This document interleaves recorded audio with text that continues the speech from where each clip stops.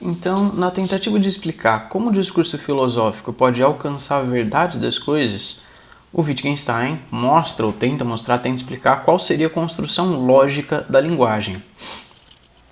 É esse o objetivo principal dele nesse primeiro momento, né? Que eu mencionei para vocês, que ele tem duas filosofias, uma primeira e uma segunda, na qual a segunda... A gente vai chegar na segunda. Então, a intenção dele de explicar como o discurso filosófico pode alcançar a certeza das coisas é para resolver o dilema último da filosofia.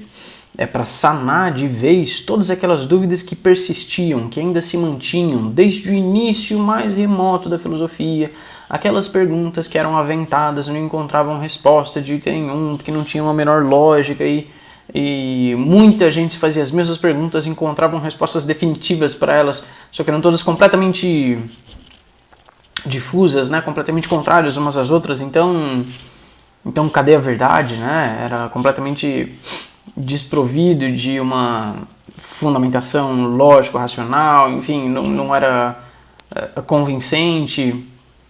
E essas questões, geralmente, aliás, essas questões são vistas como as questões metafísicas, que estão para além da física, estão meio que fora do nosso mundo material, sensível, palpável, observável. A questão da ética, da metafísica, da religião, todos esses problemas que não podem ser matematicamente perscrutados, todas essas coisas que não podem ser logicamente delimitadas, enfim.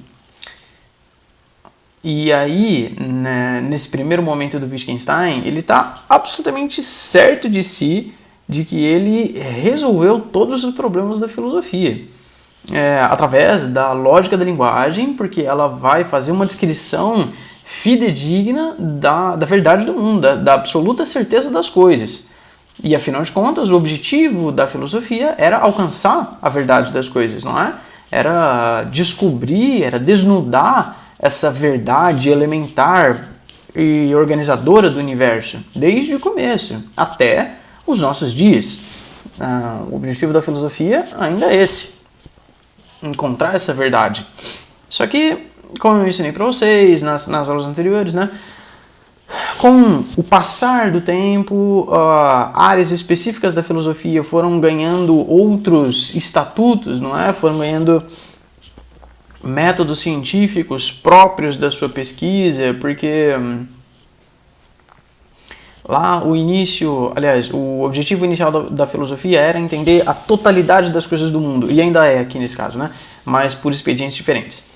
A totalidade das coisas do mundo, de todas as coisas do mundo, do universo, do que existe, do que passa pela nossa mente, enfim, desde o surgimento do mundo até o nosso destino, como as coisas se formam, de onde a gente veio, para onde a gente vai, qual que é a matéria primordial, o que são os elementos, e fazer essa investigação, né, através de uma investigação racional. E muitas áreas da filosofia, elas encontraram métodos científicos próprios, inerentes a elas mesmas, peculiares a essa determinada pesquisa, não é? A essa determinada busca. Então, no que diz respeito ao nosso conhecimento sobre a natureza, sobre os elementos da natureza e uma série de leis que são quantificáveis, elas são matematicamente analisáveis, não é? Elas se desgarraram desse conjunto maior da filosofia que foi se esvaziando. Foi isso que a gente falou nas primeiras aulas desse segundo bimestre, né? Só que sobram os problemas da metafísica, da religião, da moral, da ética, que não foram solucionados. E o Wittgenstein vai falar, pô, esses negócios aí, sabe por que vocês não estão achando resposta nenhuma? Porque esses não são problemas legítimos. Essas coisas são um desvio lógico, essas perguntas não são passíveis de ser respondidas porque elas são perguntas mal formuladas, elas são um lapso, um problema linguístico.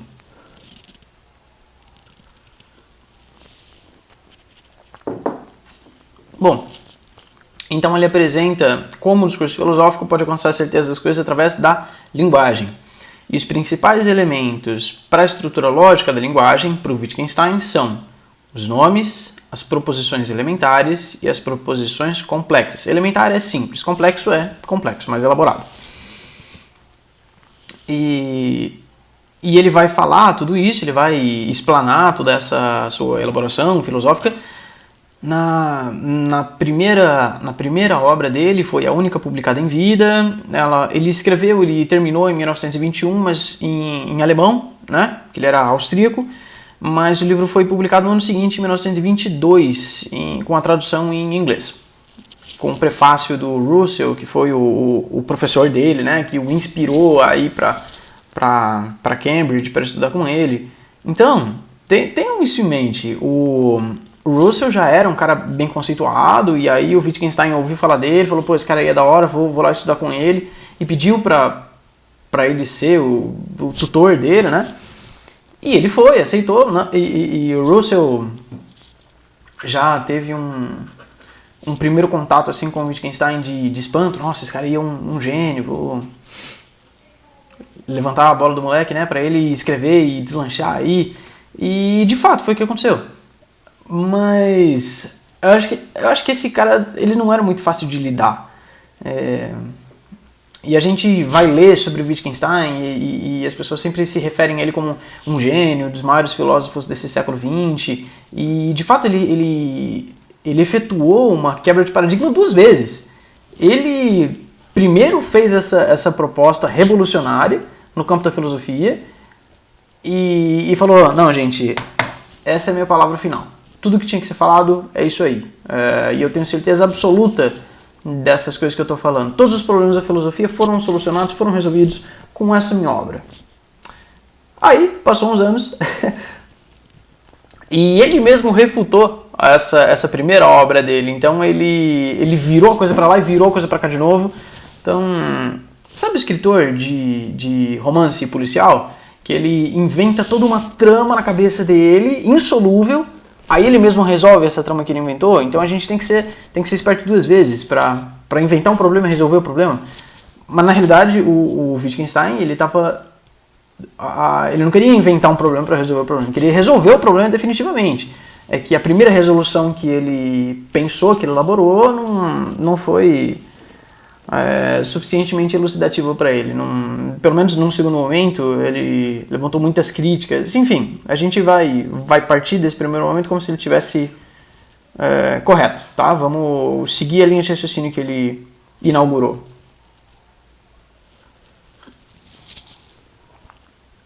Então, essa estrutura do livro, né, essa obra, o Tractatus Lógico-Filosóficos, ou Tratado Lógico-Filosófico, ele escreveu no formato de proposições, de aforismos, de frases autoexplicativas, com 7 proposições principais segundo um critério de complexidade. Tipo assim, a proposição 1 é: o mundo é tudo que ocorre. Aí ele põe 1.1 e explica essa primeira. Aí 1.1.2 explica essa anterior. 1.123 e aí... Bom, eu vou entrar melhor nisso aí, E sobre esse negócio dele não ser uma pessoa muito fácil de se lidar e ter a absoluta certeza sobre essa primeira fase dele, né? Eu vou ler para vocês o prefácio desse livro. E muita gente escreve sobre ele, fala que não é uma leitura muito fácil, né? Mas ela pode ser muito elucidativa, só que ela é cansativa, então você tem que se prestar a mergulhar na obra efetivamente, e nada melhor para entender um autor do que ler o próprio autor. Então é interessante que vocês seria interessante que vocês dessem uma olhada no livro, mas eu vou ler o prefácio para vocês. É o único momento em que ele escreve de maneira corrida, né, sem ser por proposições destacadas.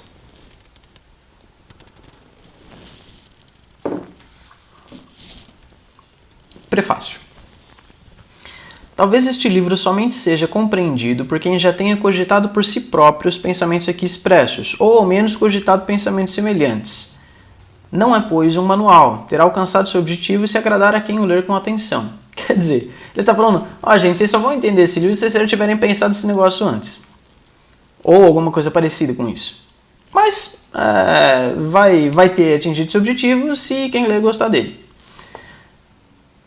Trata de problemas filosóficos e mostra, creio eu, que o questionar desses problemas repousa na má compreensão da lógica de nossa linguagem.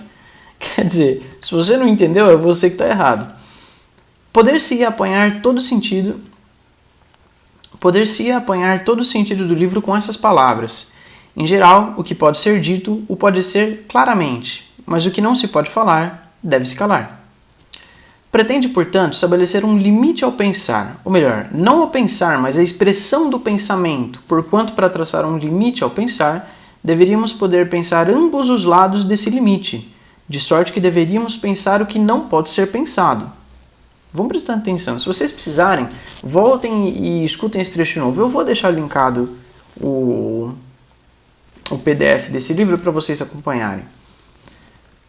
Eu não sei, eu não tenho muita certeza se é legal, né? Se é, enfim, permitido, mas é só vocês não contarem para ninguém. E eu achei bem fácil na internet também, então. O limite será, pois, traçado unicamente no interior da língua. Tudo que fica além dele será simplesmente absurdo. Então ele está circunscrevendo os limites da linguagem, né? Que são os limites do nosso próprio entendimento. Mas vamos chegar lá. Não quero julgar até onde meus esforços coincidem com o de outros filósofos. Por certo, o que escrevi não pretende ser original no pormenor, por isso não dou fonte alguma, posto que me é indiferente se o que pensei já foi pensado por alguém antes de mim. Quero apenas mencionar que devo grande parte do estímulo a meus pensamentos.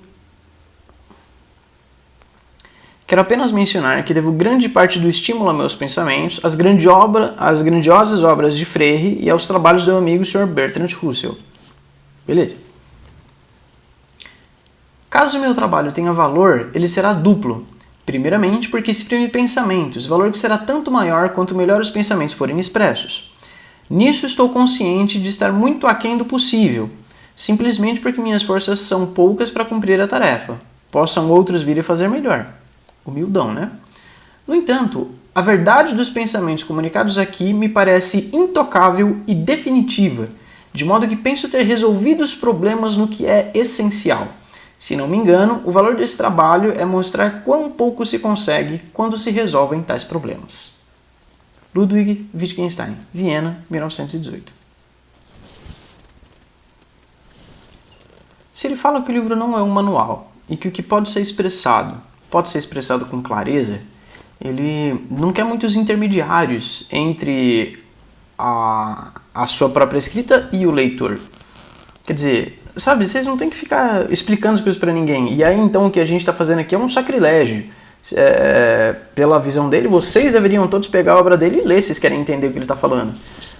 Mas, bom, como vocês não vão fazer isso, e a minha função dar aula desse cara para vocês, então eu me vejo nessa situação desconfortável. Espero que ele não saiba, tá se revirando lá no seu túmulo, quanto de gente está tentando explicar a obra dele até hoje. Mas ele diz então que o livro não é um manual, e aí ele se dirige diretamente ao público.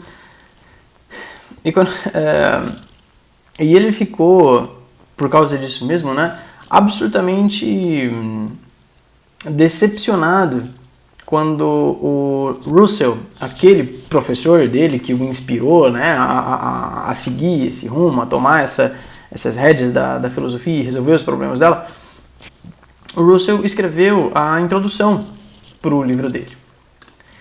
E aí o Wittgenstein escreve para ele uma carta logo em seguida, quando ele recebeu os originais do livro, né? E fala o seguinte: muito obrigado por seu manuscrito. Não estou muitas e muitas vezes de acordo com ele, tanto nos trechos em que você me critica, como naqueles em que pretende meramente tornar claras as minhas opiniões. Mas não faz mal. O futuro nos julgará, ou não, e se ele se calar, já será um julgamento.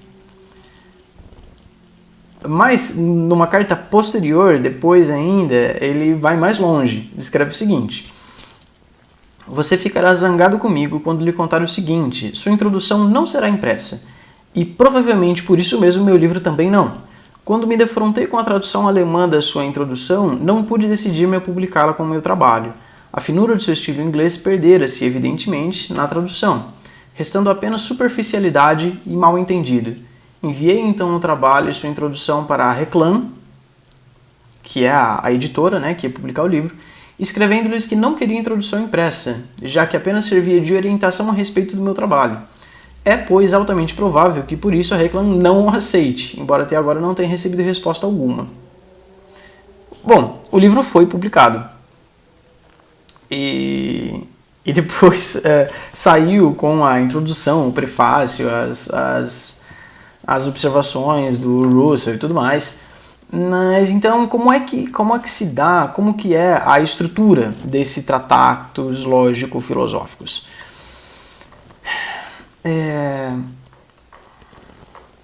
Terminando aquele prefácio, ele já começa o trabalho dele. Ele vai mostrar ao que ele veio, não é? Tem lá, 1. O mundo é tudo o que ocorre. 1.1. O mundo é a totalidade dos fatos, não das coisas. 1.11. O mundo é determinado pelos fatos e por isso consistir em todos os fatos. 1.12. A totalidade dos fatos determina, pois, o que ocorre e também tudo o que não ocorre. Percebem? Aí, 1.13. Já mudou de 1.1. Não, continua. Os fatos, no espaço lógico, são o mundo. Aí ele muda de 1.1 para 1.2. 1.2. O mundo se resolve em fatos. Entenderam o que eu falo quando ele vai destrinchando essas proposições em níveis de complexidade e vai enumerando de forma decimal, desse jeito?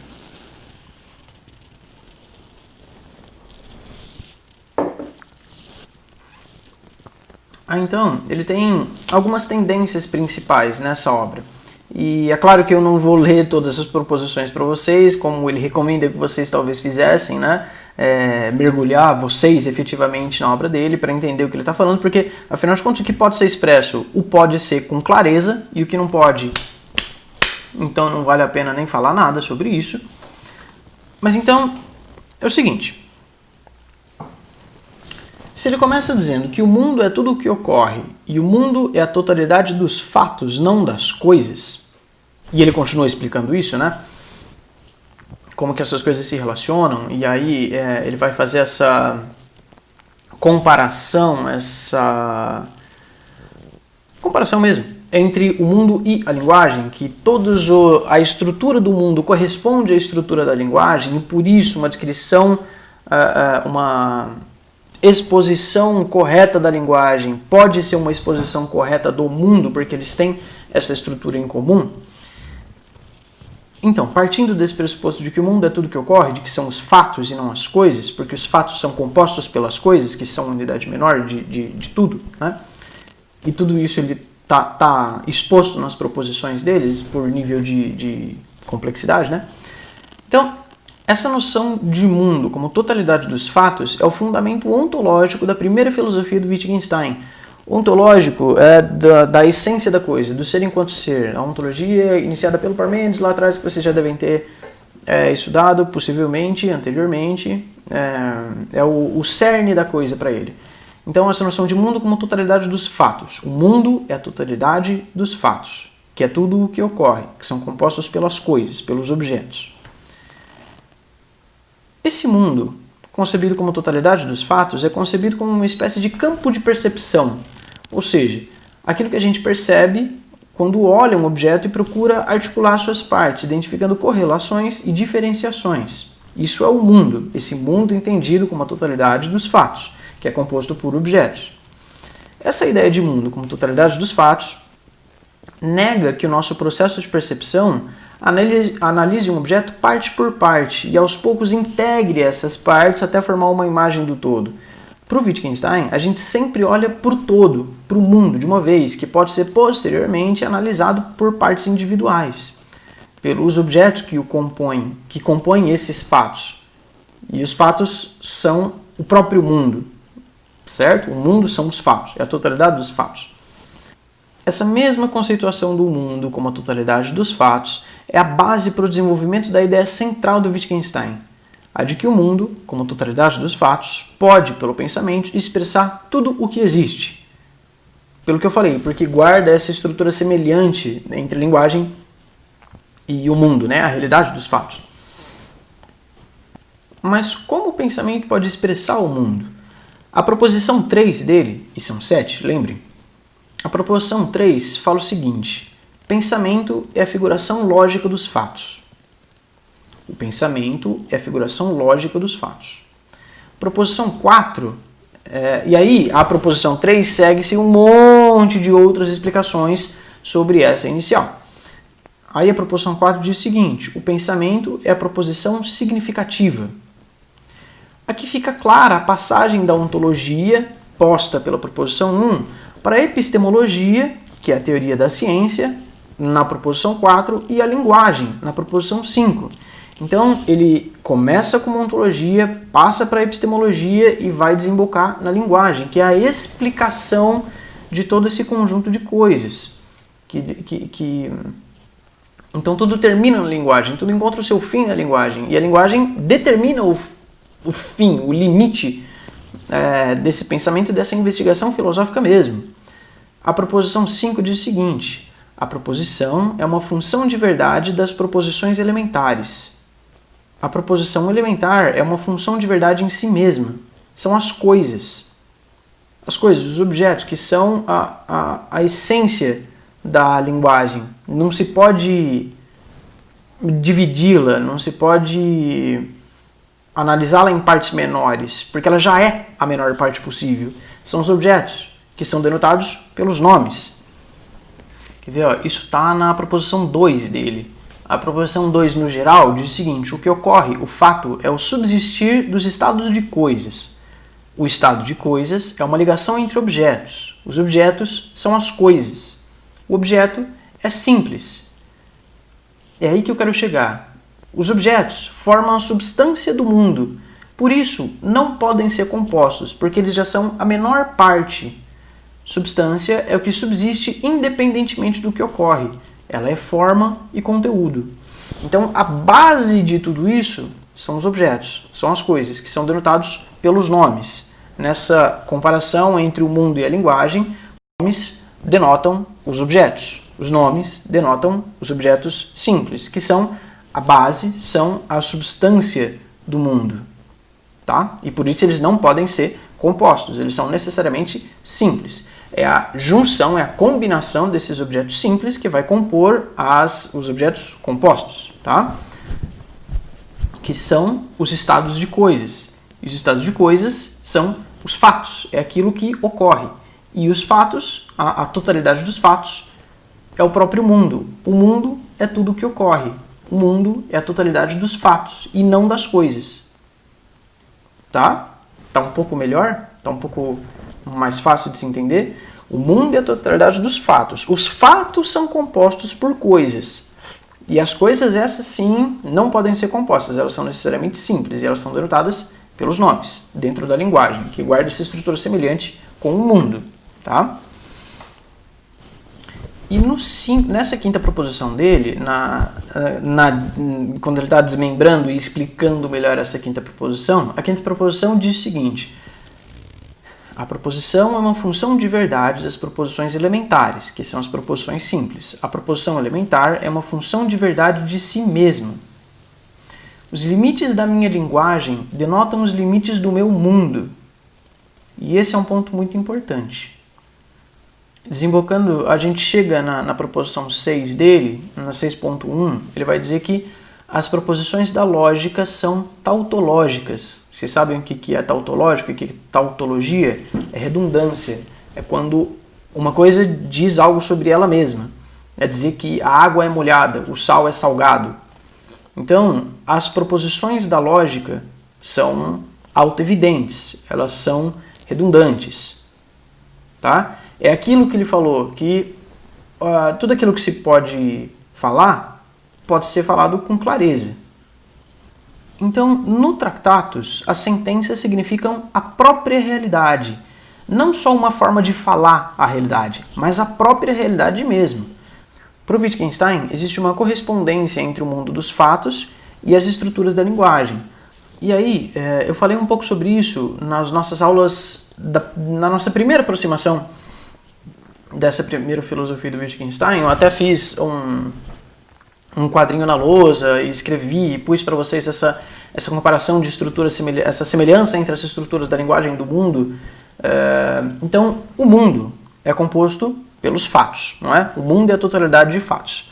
Os fatos são compostos pelos estados de coisas, que são as relações entre os objetos. Então, os estados de coisas são compostos pelos objetos, que são as próprias coisas, tá? É a essência, o elemento primordial do mundo, tá? Então, ele não pode ser composto, ele é necessariamente simples. E a linguagem, por sua vez, ela é composta pelas proposições complexas que equivalem aos fatos, certo?